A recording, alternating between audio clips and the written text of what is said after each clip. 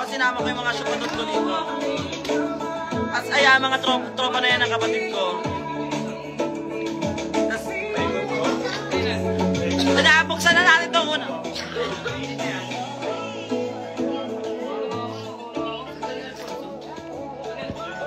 Okay, first gift tayo, palakpakan! First gift galing kay, wala kang pangalan pero salamat sa'yo ha. Ito. Galing from Milky A.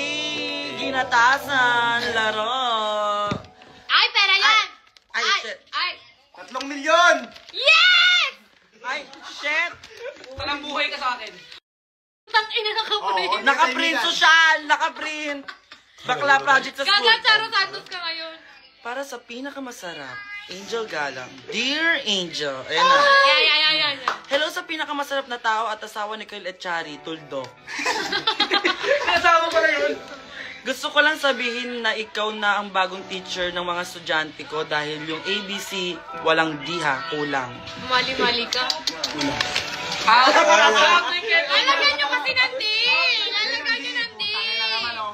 Para kayong ano eh. Patawarin ko. Patawarin mo na. Ganun talaga. ABC mo, ang alam nilang kantahin. Tuldo. Nagulat na lang ako isang araw, one day pala yun. Nagulat na lang ako isang araw yung mga grade 4 student ko kinakanta yung talent show mo at nakilala ka na nila. Tuldok. Period. Sabayan niyo ako magbasa. Kada makikita niyo yung tuldok, magtuldok kayo. Sinatanong nila ako kung kilala daw ba kita kasi alam nilang drag fan ako. Tuldok! Siyempre, hindi kita itatanggi. Ikaw yan, sis. Tuldok! I met your kuya sa Kabanatuan noong October. Tuldok! Yun rin yung show na na-scam pa lang. Tuldok!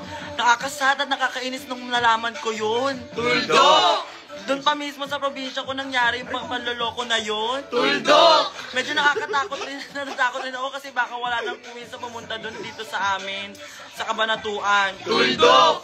So ayun nga, nakita ko kuya mo pero ikaw hindi pa kita namimit. Kaya sabi ko na lang, go na lang ako ng dates para makita ka. Tuldok! I'm 1 year older nga pala sa'yo. Kaya bunso kita. You, Zimba... Tuldok muna. Ay, bunso kita. Tuldok!